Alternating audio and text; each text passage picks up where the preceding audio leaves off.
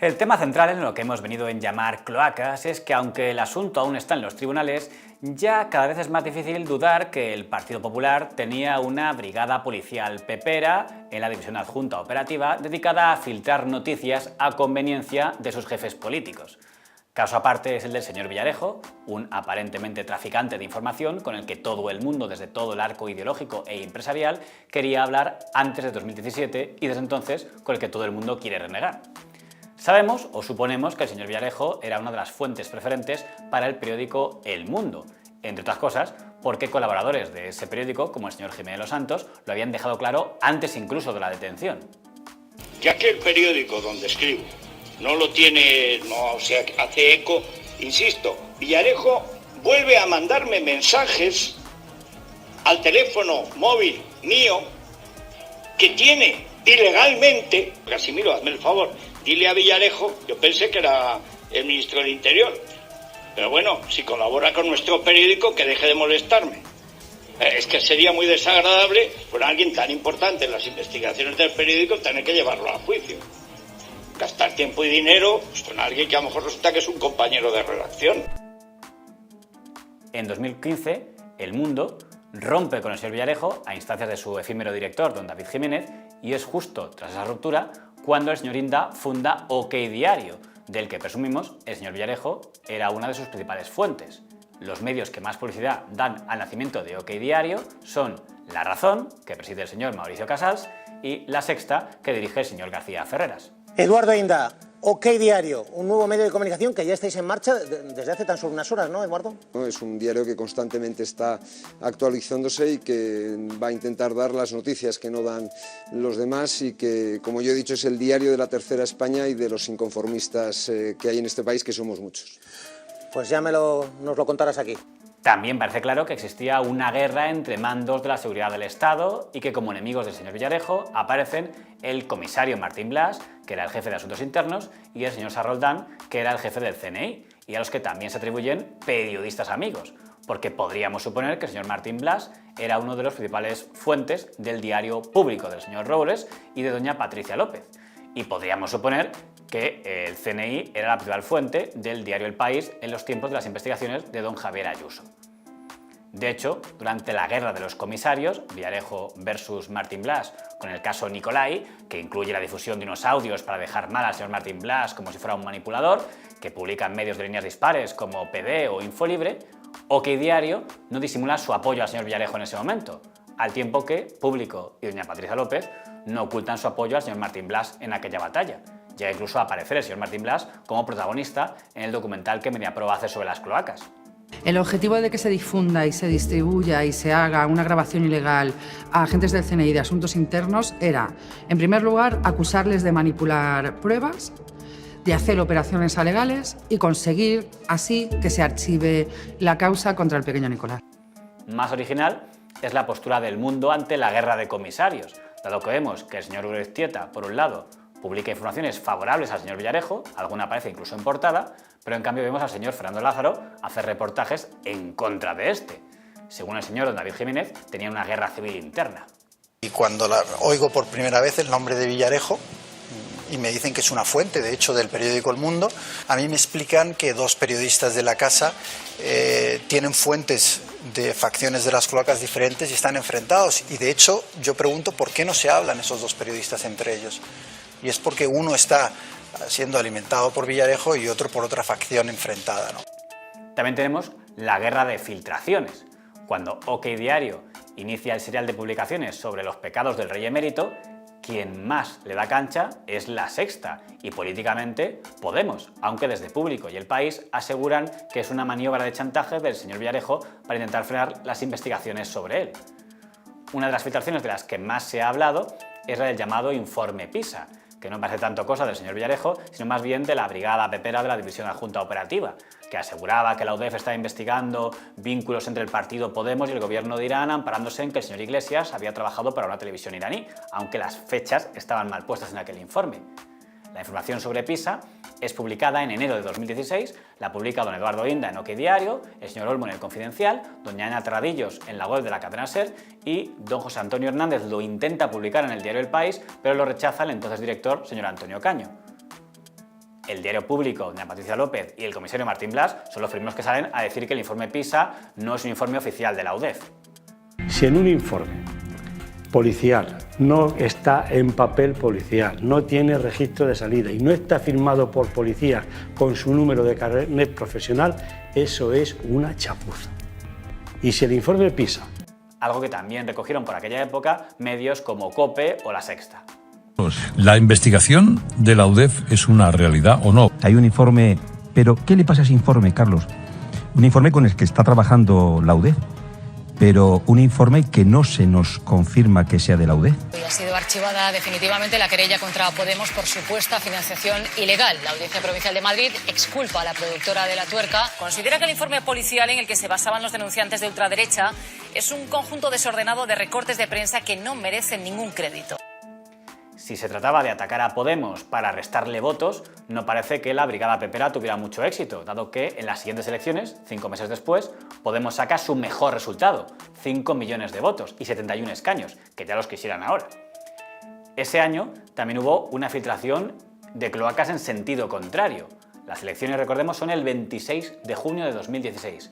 Y apenas unos días antes de las elecciones, el Diario Público y la señora Patricia López difunden una conversación grabada en el despacho del ministro de Interior, Jorge Fernández Díaz, con el señor Daniel de Alfonso, sobre cómo filtrar noticias contra políticos independentistas.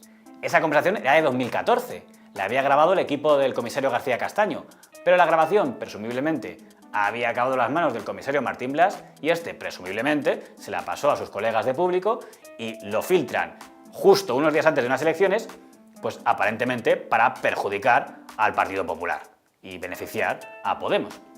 La Sexta entonces también dio muchísima cancha a esta filtración del Diario Público. Campaña electoral. ¿Y a qué nos suena que 2 días antes de unas elecciones se agite el mercado electoral a cuenta de una filtración, a cuenta de un supuesto escándalo? ¿Cuál es el supuesto escándalo? Se lo avanzábamos al comienzo de este telediario, la grabación de unas conversaciones entre el ministro del Interior, Fernández Díaz, y el director de la Oficina Antifraude de Cataluña marcan el debate político en este día. Unas conversaciones en las que el ministro requiere información sobre posibles casos de corrupción en Convergencia y Esquerra Republicana. Y si nos creemos a los señores Ekaizer y Herrera, el objetivo del señor Martín Blas al hacer esa filtración era que buscaba suceder al señor Pino al frente de la Dirección Adjunta Operativa. Eugenio Pino, que se ha jubilado en junio del 2016, ha anunciado su jubilación, pero uno de los rivales es Marcelino Martín Blas. Ahora, cuando se retira Eugenio del Pino, hay algunos que pugnan por ese puesto. Director operativo de la policía, que es el número 2 después del director general. Alguien tiene ese material y con ese material intenta decir o yo o el material vuela. Pero revela una cosa, que Marcelino Martín Blas está dispuesto a hacer tanto daño al PP en plena campaña electoral como que decide filtrar esa cinta. Y un buen día lo cuenta y se lo cuenta a una periodista del Diario Público, que se llama Patricia López, la cual tarda poco en comentárselo a Monedero y algún miembro más en una reunión del Partido Podemos, el cual le dice a ese comisario: si nos das ese material, nosotros lo sabemos manejar y tú serás el DAO. El Diario Público. El Público cree que, en fin, tiene una gran información con las cintas y está alineado con Martín Blas. Está alineado, hipotecado con Martín. No sé qué otros periódicos hubieran publicado en las 2 semanas de la campaña electoral del 2016 las cintas, las tremendas cintas de Fernández Díaz y de Daniel de Alfonso. Tampoco aquel objetivo funcionó, porque en aquellas elecciones el PP no solo no perdió, sino que mejoró resultados con casi 8 millones de votos, que al igual que decía antes, ya quisiera el PP actual moverse en ese volumen de votos. La última vez que vimos al señor Martín Blas fue precisamente con la señora Patricia López en el último programa de Todo es Verdad, y aparentemente seguían siendo colegas. Los que ya no está tan claro que sean colegas son los del Diario Público con el señor Martín Blas. Y esto a cuenta de que probablemente una de las periodistas a las que más odiaba el señor Villarejo era precisamente doña Patricia López. De hecho, sospecho que ella era la destinataria de los ataques que el excomisario hizo a una periodista en su comparecencia en el Congreso. En una ocasión, un periodista, una periodista, que además precisamente era que me daba mucha caña, le advertí de que tuviera cuidado, que quien le suministraba la coca la mezclaba con estricnina, y porque yo lo sabía porque era un camello del distrito de Retiro, de la calle Huerta, donde yo había sido inspector jefe de Policía Judicial. Y dirá, hombre, podría referirse a otra. Sí, pero es que el propio señor Villarejo se encargó en insinuar claramente que se refería a la señora López cuando tuvo una aparición fugaz en la 1 y dijo esto. Le quiere preguntar nuestra compañera Patricia López de Diario Público. No quiero hablar con esa señora, y lo único que espero es que resuelva sus problemas de adicción. Lo único que espero es que resuelva sus problemas de adicción, nada más. Muchas gracias. Pues lo estáis viendo, se marcha.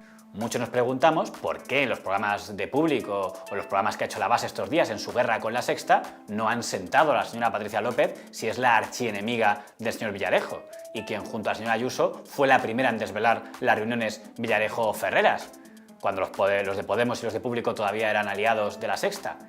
Y es que la señora Patricia López ha salido de Público extrañamente este año, según aseguró primero en Mediaset, ante la señora Pardo de Vera, había salido de Público de muy buen rollo. Que te han echado de todos los medios, Patricia, que te han echado de todos los medios. Tenemos aquí a mi directora de Público que puede explicar si me han echado de Público o me he ido yo. Sobre todo, por favor, que Ana Pardo de Vera explique que a mí no me han echado de Público, que me fui yo. Ana. Bueno, es eso. Puedo confirmar y confirmo que ella se fue por su propia iniciativa, dando por cerrada una etapa que, por cierto, fue muy fructífera y además aportó muchísimo al periódico, a la vista está. ¿Cuántas risas? Sospecho que si en vez de estar sentada ahí la señora Pardo de Vera hubiera estudiado la señora Virginia Pérez Alonso, hubiera habido menos sonrisas. Porque hace unos días la señora Patricia López ha concedido otra entrevista a Mongolia ante el señor Pérez Rusiñol, viejo conocido del señor Roures, y nos dejaba claro que la salida de Público de amistosa tuvo más bien poca. Pues mira, yo entiendo la información de una manera distinta que la entiende la dirección de ese periódico, la actual directora. Yo eso lo puse en conocimiento de la dirección empresarial, por decirlo de alguna manera. Durante muchos meses no me dejaron irme y hubo un momento en el que ya la cosa no se pudo más, no nos podíamos ni hablar, y entonces pues por fin me dejaron irme. Oye, casualidades de la vida que al día siguiente de firmar el despido comió con Villarejo. Y decía algo más, que creía que se había producido un pacto Roures-Villarejo. ¿Tú crees que ha habido un pacto entre Villarejo y Roures? Sí, totalmente. Yo sí que creo que hay un pacto entre Villarejo y Roures. Necesita... Y Pablo Iglesias, por ejemplo, ¿qué piensa al respecto? Porque claro, no sé si Pues has hablado con él o no. No, es que a mí Pablo me tiene bloqueada. ¿Te tiene bloqueada? Esa es otra de las literalmente, cosas. Literalmente en Twitter. ¿Y por Esa qué? Es otra, porque no le gusta que no me gusten los últimos pasos que dio Podemos. Él tenía guardada una tarjeta de Dina en el cajón. Podría parecer una exageración hasta que los de The Objective han publicado las fotos que evidencian la reunión del señor Roures con el señor Villarejo, donde también estaba la exdirectora de TV3, señora Terribas. Y esto concuerda con el hecho de que poco después de esa reunión se produjo la superentrevista del señor Villarejo en un programa producido por el señor Roures en TV3, que yo creo que ni al señor Puigdemont le dieron tantos minutos en pantalla, y en que Público ha empezado a emitir nuevos audios y las cosas empiezan a concordar. Es llamativo que las mismas redes que llevaban pidiendo cabezas de todo aquel que se había reunido con el señor Villarejo, que si el señor Macías Tobar decía, la señora Terradillos debería ser despedida porque habló con el señor Villarejo, cuando ha salido el tema con el señor Roures, ahí parece que eso no ha merecido ni hilos de Twitter ni campañas pidiendo su cabeza. Y es que, una vez más, queda claro que esto no es una campaña para limpiar a los medios, esto es una guerra de medios, los de un bando y los de otro, y cuentan lo que a cada bando le interesa, y por eso se habla de unas cosas y no se habla de otras, y no vamos a hablar mucho de que en la reunión de Ferreras se oye cómo conspiran contra el país del señor Cebrián porque nos cae mal el país del señor Cebrián, o vamos a quitar la parte en la que el señor Ferreras dice que él nunca publicaría algo que fuera mentira porque esto no concuerda con la versión que queremos decir. Esto es una guerra de medios donde cada uno cuenta lo que más le interesa. Eso no quita el hecho de que si las filtraciones buscaban influir en las elecciones del año 2016, no lo consiguieron. Y no quita tampoco que si el señor Villarejo quería protegerse de futuras investigaciones, ahora está procesado. Y tampoco cambiará el hecho de que la brigada policial pepera también está procesada y que difícilmente el Partido Popular podrá dar lecciones de transparencia a nadie mientras no dé explicaciones de qué relación tenían ellos, señora Cospedal, señor Fernández Díaz, con esta brigada. Por cierto, el señor Fernández Díaz sigue a día de hoy siendo columnista de 2 medios de comunicación. ¿Adivinan cuáles? OK Diario, del señor Inda, y La Razón, del señor Mauricio Casals.